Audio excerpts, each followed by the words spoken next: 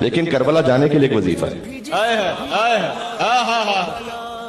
بہت اچھا وظیفے کچھ ہوتے ہیں بھائی 1000 مرتبہ یہ پڑھیے، 10,000 مرتبہ وہ پڑھیے، وہ بھی ہوتے ہیں اپنے مقام پر، لیکن میں تو ایسا بتا رہا ہوں کہ یہیں بیٹھے بیٹھے کر لو گے ابھی ابھی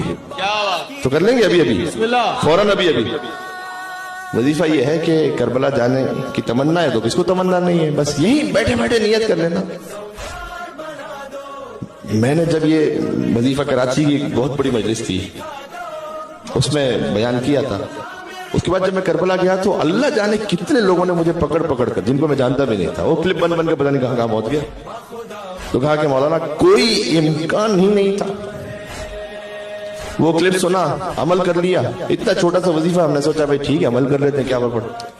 پتہ نہیں مولانا سبحان اللہ وظیفہ تھا اتنا چھوٹا، یہیں بیٹھے بیٹھے کربلا جانے کے وظیفہ، غازی ابو الفضل عباس علیہ السلام